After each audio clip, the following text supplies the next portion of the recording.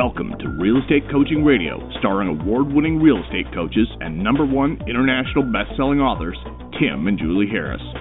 Real Estate Coaching Radio is the nation's #1 daily radio show for realtors who demand authentic, real-time coaching. Get ready for fluff-free, unfiltered, full-strength honesty about what's truly working to get you into action, helping others, and making money now in today's real estate market. Now to our hosts, Tim and Julie Harris. We're told this is the #1 listened to podcast in the nation, daily podcast specifically for agents. This podcast is designed to educate you guys, to motivate you, and to get you into action.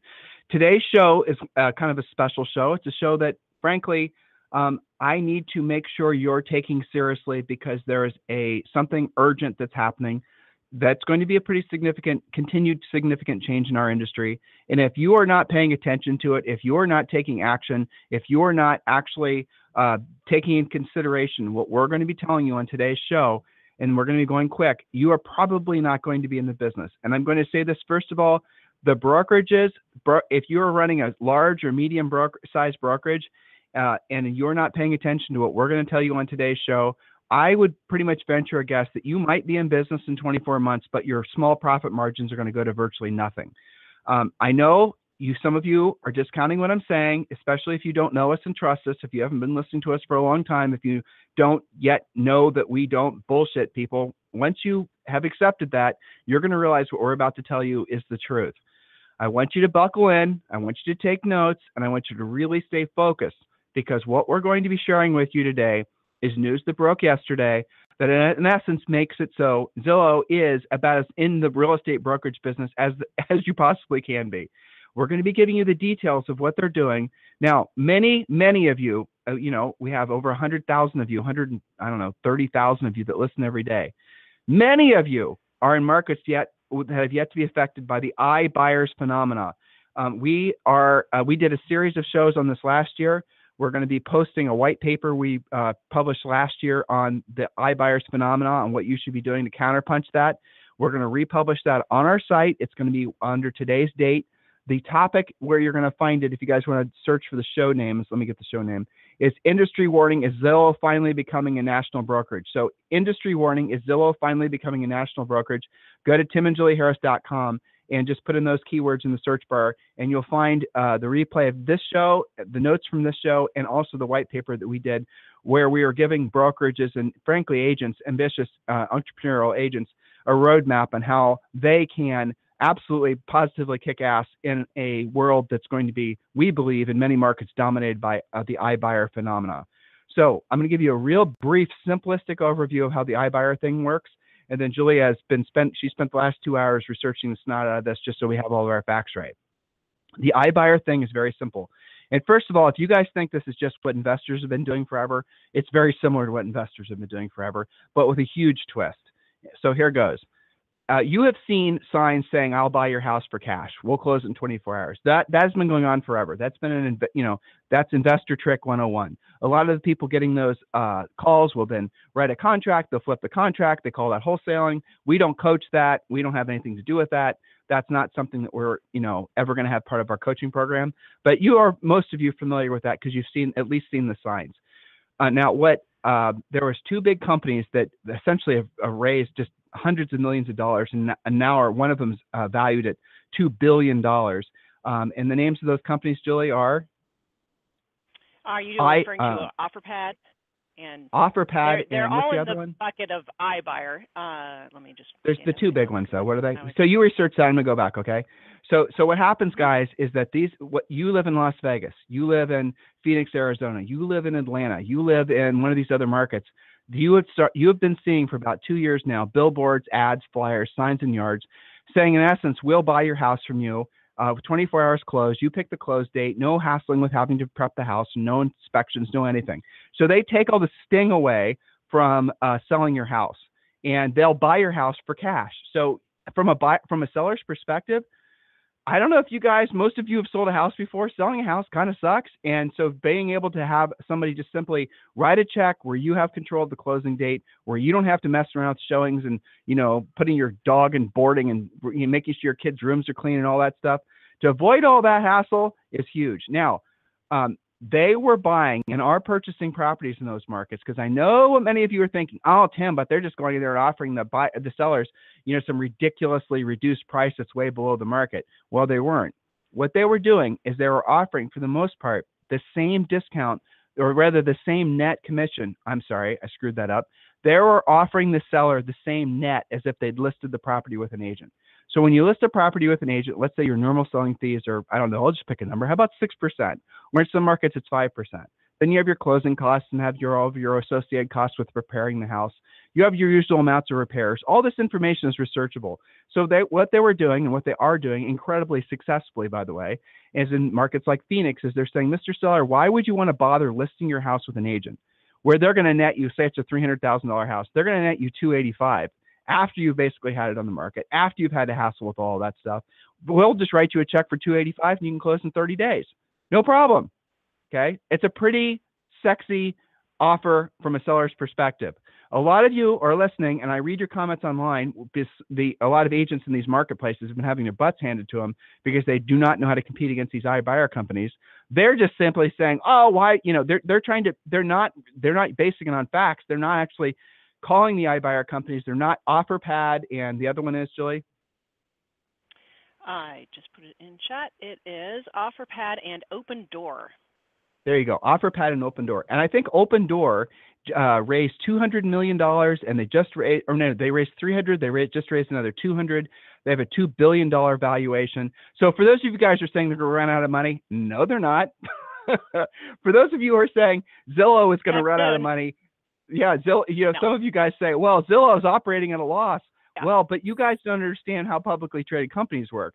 Zillow can operate at a loss like Amazon has, by the way. Amazon's never made a profit. And if they need to raise money, all they do is sell some of their stock at a slightly discounted price, and then they can generate as much money as they want to pretty much endlessly. So the reality of it is that Zillow and all these other publicly traded companies, you and I, we make our money basically from the revenue we generate minus our expenses, and hopefully there's a little profit after taxes and whatnot, right? Isn't that how a normal business is run? Well, when you're publicly traded, and I'm just going down this rabbit hole just to explain to you why these companies won't run out of money. When you're publicly traded or on your way to be, like OfferPad and Open Door are, you don't have to worry about that because you have an ability to generate more or less endless amounts of money from the public markets by simply selling more stock. As long as you can sell a really good, compelling story. This is the reason these CEOs, and this is the reason that TV shows like CNBC and Bloomberg have these guys on all the time. What they're doing when they're going up there is they're being spokespeople for the company, but also for the stock. They're trying to get people to buy the stock. So most of these CEOs and whatnot, the executives get paid lots of money, but where they make their money is off the stock. And so the stock is basically valued. Where they come up with it is oftentimes it's a multiple of what the markets think the company will be earning in the future. I don't want to get technical on it, but the bottom line is if you think Open Door and OfferPad and Zillow, for that matter, are going to somehow to run out of money and get stuck, they're not going to get stuck. They're just fine. So back to the topic. From a seller's perspective, these guys roll into town and they'll say, I'll buy your house, and the check I hand you at closing is roughly the same you get if you listed it with a normal real estate agent. You guys think that's pretty compelling, isn't it? So the only thing an agent can do, and we do teach you guys how to do this, is get more for the house than what the seller would be able to get wholesaling the house, or truthfully, it's not even wholesaling, by essentially using an iBuyer company. But ultimately, in our opinion, and we told you guys this last year, what is going to happen is I do not see how I cannot intellectualize why this phenomena is not going to essentially change the way that houses are listed. And if you can change the way houses are listed, you control the market. That's the reason we've been, on our soapbox for 20 years trying to convince all of you guys to become listing agents and not worry about being buyer's agents. Now, and Julie, we're going to get to your section in a second. Here's the other thing I want you to think about. We proposed to all of you last year, and I'm going to say this again, and this is in our white paper that you can download from our website. We believe that this is going to be the end of buyer's agency as we know it. And I'll tell you why. Because these iBuyer companies are going to control so much inventory that they're not going to have to pay a buyer side commission. Think about this. If you are thinking about selling your house and you live in Phoenix, Arizona, or Las Vegas, I use these cities as an example because this is where these guys have kicked some serious ass. If you doubt what I'm saying, Call an agent that you know in one of those markets and ask, an agent that's producing, that's paying attention, and ask what effect that these companies have had. To ask them to go to the MLS and count the number of listings that these companies have taken. Guys, it's tens of thousands. Ask how many houses they've sold, tens of thousands. So the iBuyers concept, as Inman refers to it as, has been proven to be valid in the marketplace. The sellers love it. Of course they do. You following me? So if you're in Phoenix, if you're in Las Vegas and you want to sell your house, you're going to see an ad for whatever, and you're going to say, well, I'll at least try these guys. I was going to call, Tim and Julie, and I'm going to call, Becky, my friend from church who has a real estate license, but I'm also going to call Open Door, and I'm going to see how all the numbers mash out. And then they're going to look at the numbers, and they're going to say, I like Tim and Julie, and I like Becky, but you know what? That Open Door deal nets me the same amount of money, and I don't have to do all the work that Becky told me to do. I don't have to worry about changing the carpet or weeding the garden or any of these other types of things. And I can choose my close date. And I don't have to be inconvenienced when I'm not at work trying to allow the house to be shown. You guys getting what we're getting at here? So I'm just going to sell my house to an iBuyers company. And then what happens is once they're in that, and iBuyers, they have trade deals, right? So if you basically sell your house to one of these iBuyers companies, now Zillow is one of them, you're then going to be caught in their ecosystem. They're going to then give you all kinds of incentives to buy your next house through them as well, ideally one of the properties that they have listed. Incentives can come in many different forms, discounts on mortgages, moving expenses, possibly rebates on, all kinds of things, guys. The moral of the story is if the national real estate industry does not remove head from ass with regards to the fact that this concept has been proven and will evolutionize or revolutionize the way houses are listed, which is the whole shooting match in real estate. If they don't realize that that's what's going to happen, then our industry is going to be controlled by the technologists more than we've already allowed it to happen. So we have a national call to action for all the biggest real estate brokerages and even the small and medium ones, because frankly, I don't think the big ones are going to change. I don't. I think the small and medium entrepreneurial ones, they're the ones that are basically going to adopt their own own iBuyer programs. And again, in that white paper, we laid out ideas for you how you can go about doing that. You guys could approach, there's institutional investors out there that you could approach to basically backstop your iBuyers program if you wanted to create the same thing. There's tons of them. So you could literally compete against these iBuyers companies or start offering your own iBuyers program before they come to your town. Again, download that white paper, read it, ask questions, communicate. Whatever you do, do not be complacent. Do not just sit on your hands and just think somehow, oh, you know what, it won't affect me. But let's talk about that. What markets do we think this won't affect? Frankly, I don't think this is going to affect the low-end markets because I don't think the iBuyer markets wants to go there. So if you're in a marketplace that's mostly rural and low-end, I don't think you have anything to worry about. And I'll tell you the other place I don't think they'll go. I don't think they'll go in the upper end either. I don't think they're going to be, I cannot see the business model for trying to go after really high-end listings. Too risky. So they won't do that either. But the middle of the market, where all the movement is, where all the momentum is, where all the revenue is, that's where they're going to go. And again, they've tested this concept. It's been proven. And really what matters, the reason that there's never been a way to disintermediate agents in the past, in other words, remove agents from the middle of transactions. The real reason why wasn't for all the things that we've been told, but the real reason why is because the ideas that the technologists and all these people trying to come up with alternative real estate business models, the ideas that they've come up with have sucked. And the consumers, the sellers and the buyers didn't like them. They liked the other alternative, which is the traditional way things were being done. Ultimately, the market decides who wins. Makes sense, right? Free market capitalism. It's the reason that the real estate industry has been successful for so long, because anything and everything else that's popped up, for the most part, hasn't offered the consumer the same value, so they've stuck with us. Now what's happening? They're going to have an alternative that in many people's eyes has already proven to be viable, if not desirable. And when that happens, if we don't change, we're out of business. That's the reality. So you must focus all your best energies on becoming listing agents. You must get really good at that. You must drill down and start really thinking about how you're going to pivot your business model from day one. Some of you are listening to us for the first time, to focus on that.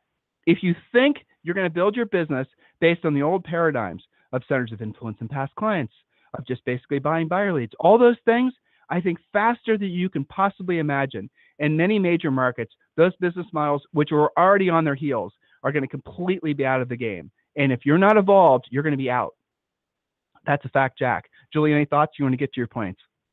Yeah, well, you were just talking about who won't be affected. I believe it was OfferPad. Last time I researched this, if you get into their FAQs, one of those companies actually says we won't buy anything manufactured, anything rural, anything over, it was either 500,000 or 550. No condos. So, they have rules as well, and that always makes me think about our premier agents, our elite coaching members, are already 100% set up to protect themselves as listing agents. Why? Because we teach the guaranteed home sale program, so you can offer something similar. The thing that I was thinking is that primarily the unique selling proposition that these iBuyer companies are offering is what you were talking about. If the net is the same, then what's the real advantage? It's the hassle-free part of the listing, which is what we teach in our guaranteed sale program, where you can escape all of those showings, all of the prep work, all of that kind of thing. And yeah, for maybe even a little bit less. And, we used to do that, and we got some very interesting, not, crapball property. I think you'll remember the superintendent of schools that called us, and he said, you know what? Just get it sold, even if I have to take a little bit less. I'm a private guy, and I don't want people walking through my place. And he called off of the guaranteed home sale. So that's one thing I was thinking of. Yes, go ahead. Well, so Carmacks, right? I mean, I was looking at the report that we're going to give you guys to download on our website. Ventura just sent it to me. This is the best way to explain it. Carmacks basically had the same effect on the used car business. I mean, it's not an end-to-end solution, but it's pretty damn close. Carmacks made it so that the traditional way that people wholesaled their cars or sold their cars, if they didn't want to retail them, it simplified it. And everyone had to copy it. Everyone had to change. Everyone had to evolve, or they weren't in the business anymore. Do you guys remember? It was probably, 25 years ago. Some of you guys weren't born, I realize, but 25 years ago that you would see, it was normal to see all these little mom and pop used car lots. They're all gone. What happened to them? They couldn't compete. They didn't compete. They couldn't compete against the big boys, the Carmaxes. And think of all the effect that Amazon is having on small retailers. The same thing. This is the way that natural markets, we don't need legislation to prevent companies from providing a better service or a product to consumers. What we need to do if we want to stay in business, if we want to earn the right to deserve to serve the clients, is we have to be able to provide a better product at a better price. We have to do something that's going to provide something that's superior to what your competitors are offering, or you won't be in business. You don't deserve to be in business. Just because you've been in business doesn't entitle you to be in business tomorrow, let alone later this afternoon. So just keep that in mind. Some of you guys dig your heels in when you're hearing this type of information, and you just get so defensive. You don't think rationally. You need to think competitively. You need to realize that Zillow, and it's good, there's going to be others too, I promise you. I read an article that says that Wall Street's, assume this is true. And I read this on Seeking Alpha, I think. Wall Street is actively looking to back more iBuyers companies.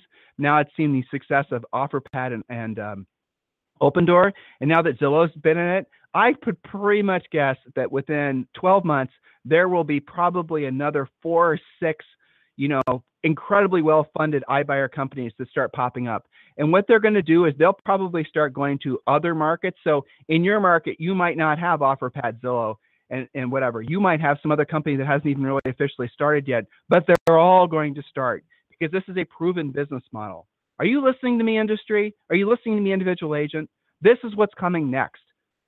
This could either be the thing that ends your career, the thing that makes your earning money miserable, or this could be the thing that basically you use to motivate you to finally focus on becoming a listing agent and learning skills and becoming seriously a kick-ass, if you're a broker, really focusing on profit.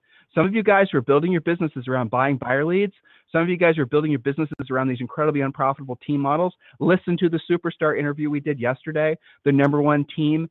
The guy who runs the number one team in all of San Diego, doing hundreds of millions of dollars per year, is getting rid of his team. And he said it's one of the biggest mistakes he ever made in his industry, in his business in 10 years, even though he was unbelievably successful at it. Listen to that interview from yesterday.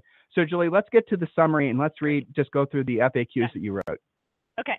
Well, so a lot of what we just covered started to be rolled out about a year ago. and when the iBuyer thing was hitting the news. Well, so what's the big deal about today's announcement from Zillow? And this is a lead story. I just saw an interview on CNBC, I believe, and they were asking quite direct questions. So what's the big deal about today? And by the way, so far Zillow's stock price has dropped by 10%, so I think that's an interesting, maybe that's why they're using that as a lead story. We'll see how that goes. But here's a summary. Point number one, Zillow Instant Offer program is now expanding to Phoenix. They have already been in Vegas for quite some time, as well as Orlando. Point number two, Zillow is working with 3 real estate brokerages directly. Point number three, Zillow will be an investor themselves. This is the big news today that they announced. Zillow will be an investor / iBuyer in the instant offer scenario. Also included, of course, will be a CMA from a premier agent. If the seller goes with the offer, they'll work with a Zillow agent as a buyer, they say, and the seller gets a premier agent recommendation. There's no requirement that they use them, but the big announcement is that Zillow themselves will be an investor. Now, what will they do with the property? This is the rest of the news. Point number four, Zillow will then flip the house. They say they will put it in the MLS. Zillow says that the traditional commissions will be paid to agents once they put it in the MLS. Stop there. Yeah. Go ahead. There. You're reading the stuff from CNBC, which is not going to be industry focused, right? That's where you're getting this. But go ahead. Yeah. But here's the question. So how does this affect the industry? Like I just said, if a seller wants to sell their house, they're going to, hypothetically in one of those markets, they're going to call Zillow. Zillow is going to offer them something for the house. Zillow literally will buy the house. Zillow, not the real estate brokerage. Zillow is going to buy the house. Zillow is then going to list the house. Zillow is then going to list the house with one of their real estate brokerages. Do you think there's not going to be onerous fees that are going to be attached to those transactions to the real estate brokerage? Do you think they're just doing that out of the goodness of their heart? Really? You don't think they're making lots of money? You don't think the discounts on that are going to be huge to the listing agent? Of course they are. And you know what? The industry is more than willing to pay 50% referral fees. You guys have been paying 50% referral fees to these big referral companies for ages. They know that. They're going to get there. They might not charge fees like that today, but of course that's the direction they're going to go. Do they need to have a real estate license to collect referral fees? Not necessarily. They just need to have an interest in a real estate brokerage that collects referral fees. Lots of guys, how do relocation companies work? Why wouldn't they do the same thing? They've been saying forever they're not going to get in the brokerage business, and that's smart. Brokerages don't make any money. They make less than 3% profit. Well, they just proved it by partnering with these 3 brokerages. There's Berkshire Hathaway office in Phoenix and Vegas. There's a Coldwell Banker office in Vegas. So they're proving what you just said. They don't have to. They'll just charge fees. I personally think if you want to ask yourself who's going to get into the space, I would be surprised if Berkshire didn't start offering a program like this. Berkshire's tested similar programs across the country silently under, they're very aggressive, smart company. I bet you if there's going to be a big player, I bet you Mr. Buffett's going to say, you know what, I'll throw a few billion at this since it's already been proven. Let's see what we can do. Julie, next point. Well, that's it. So is Zillow already an iBuyer? Yes, this is already set up, as well as other investors. The key difference here with today's news is that they say they're keeping the agent and the brokerage central to the transaction. They're coming out saying, well, all of the other iBuyer companies don't do that. They'll cut the agent out. I think it's very situational what happens. Why? Let's see. Hover there. So the other companies are real estate brokerages. That's the difference. Open Door and what's the name again, Julie? Sorry, I need some more caffeine. OfferPad. But OfferPad, yeah, they are real estate brokerages. They have licenses. They were started, I believe their CEOs were real estate people. So that's where, Zillow's trying to position themselves. But ultimately, really, that's just legal semantics. Really, it doesn't really matter. And if you guys get stuck on that, real estate, Zillow's not a real estate brokerage, whatever. I mean, what aren't they doing that would make them a real estate brokerage? I know the real heavy lifting of dealing with agents and dealing with laws and dealing with compliance and dealing with disclosure forms. So they're not doing the yucky part. They're just taking the gravy. That's called smart. Yeah. So listen, your homework from today's podcast is going to be very simple. You guys got to go to the timandjulieharris.com, and I'm going to ask Mr. Ventura if he's put this up yet. Where is he? Okay, and he's putting the report on our website, and he said not yet, but he's building it now. And the the article is going to be under today's show, and today's show is called Industry Warning, Is Zillow Finally Becoming a National Brokerage? That's something we wrote last year, but the information's still relevant. I scanned it.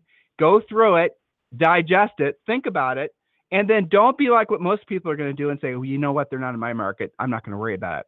They are coming to Columbus, Ohio. They're coming to Indianapolis, Indiana. They're coming to, Austin, Texas. They're coming to everywhere. But I don't think they're going to go to the low end markets, and I don't think they're going to bother going to the high end markets. It's difficult to make the math work. But everywhere else in the country, where your market is, you're going to have a competitor that's going to be an iBuyers company, one of these three perhaps. But Zillow is not just sending referrals. Zillow is not just selling leads. Zillow is buying and selling houses through real estate brokerages. So for those of you who believed that they would never get into the brokerage business, well, they told the truth. They're not in the brokerage business. But it doesn't matter. It's just semantics. They're doing all the, they're getting all the benefit with all the heavy lifting. Julie? Well, and they have stated as their initial goal just in the next 12 months to purchase 1,000 homes, okay? So then the next question is, what are they going to do? They have said they plan to flip them. They do not, at least now, as of today, plan on becoming a landlord. So those of you who are in property management thinking about what's going to happen to all of those properties, they do plan on actually selling them.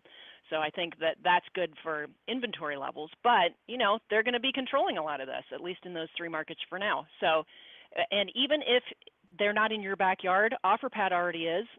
There's already investors advertising. This is just on a huge level. So this means that you've got to get it together with your skills as a listing agent. You have to know who your real competition is. It's not just the agent that sold them the house. It's not just the agent that they golf with. Now you've got real competition from investors trying to pitch them, saying, hey, here's a hassle-free way to sell your home. What do you think about this? So you've got to be really aware of all that. And I think that this is just going to expand from here.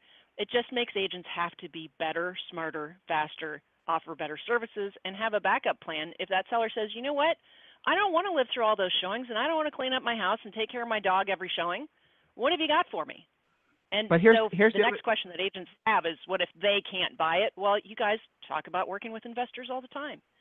Well, I think there's going to be third-party money coming out of Wall Street that's going to allow brokerage. Yeah. It's going to be the backstop for brokerages to start iBuyers companies. That's what I think. But guys, here's the thing to think about it from a very basic, practical, tactical standpoint. If you're thinking you're going to be okay just focusing on buyers, here's what's going to happen. These iBuyers companies are going to control more and more of the listing inventory. They're going to control more and more of the listing inventory, and when they want to purchase one of their houses, they're going to be told that the iBuyers companies won't be paying buyers agents commissions. Did you hear what I just said? So if you think, well, I'm good, Tim, I'm just going to focus on the buyer side of things. I'm just going to work with buyers. That's easy. I can just buy buyer leads. I'm good. You're not, because they're going to stop paying buyers agents commissions. If a listing brokerage has enough of market share in a particular market and they're able to control both sides of the transaction, why would they pay commission to a buyer's agent? Just because that's the way it's been traditionally done? Really? Because it's the law? No, it's not. Commissions are negotiable. So what's going to happen if you think as a buyer's agent is you're going to go and you're going to talk to a buyer, and the buyer says, I want to see this house that's listed for sale by, XYZ real estate that's a Zillow house. Zillow owns this. And they're going to say, very likely, they're going to say, or let me use a better idea. I'm going to go to OfferPad. Now, they're not doing this yet, but this is where I think they'll go, because they can make so much more money if they did it this way. It just makes sense. So the buyer's going to go to OfferPad. They're going to see the house for sale. They're going to want to see the house. The OfferPad offer is going to say, if you're bringing a buyer's agent, if you buy it directly from us, no problem. Just call us here and you can make your offer online, which is the way they're doing it. You can make offers online directly to them for the houses. You can set up showings directly as a consumer to go see the houses. You don't need an agent. Then you're going to say, well, I have an agent, Betty Sulu from church, and she's been representing me, and she's whatever. No problem. You want Betty to represent you? You've got to pay her commission, whatever it is, on top of the purchase price. We're not going to just basically give it to Betty Sulu at closing. You're going to have to agree to pay her either out of your pocket, Mr. Buyer, or you're going to tack it on to the purchase price of the house. That's what's going to happen. Then these big iBuyers companies, when they control that much of the inventory, what is the industry going to do? Oh, that's not fair. Oh, that's not the way it should be done. Oh, what are they going to do? It's too late. Same thing happened with, let's be honest, Trulia, Zillow, and Realtor.com. The industry just rolled over, and that's what happened. That's what's happening now. That's the future. I cannot see again, there's going to be niches. There's going to be older folks that want to do business the traditional way. There's going to be the upper end real estate, but most upper end buyers, they don't go through buyer's agents, do they? Most upper end buyers call listing agents. A lot of people basically are just going to listing agents directly. This is the evolution. This is the stuff that we talk about that nobody does. This is the stuff that we focus on so that you guys can be competitive, so you can just not just survive, but you can thrive in new market conditions. Please take this seriously. Go to our site, download the report, ask questions, be prepared. If you're a little bit frightened and scared, good. Don't allow that to make, to cause you not to take action. Now take action. Follow the ideas we gave you in the report. The report is mostly pretty drilled down ideas of what you could be doing, what you should be doing now to prepare. But really at the end of the day, I'm counting on the small and medium-sized brokerages to take advantage of what's proven to be a perhaps superior business model when it comes to listing homes. Don't let this get by you, industry. This is our industry warning. Please take this seriously. If there's anything you can do, anything we can do for you, Tim at timandjulieharris.com or Julie at timandjulieharris.com. You guys have a fantastic day. We'll talk to you on the show tomorrow. This program has been a presentation by Tim and Julie Harris, Real Estate Coaching. For more information on our real estate coaching and training programs, visit our website at timandjulieharris.com. Remember to tune in weekdays at noon for upcoming shows, and until next time, thank you for listening to Real Estate Coaching Radio with Tim and Julie Harris.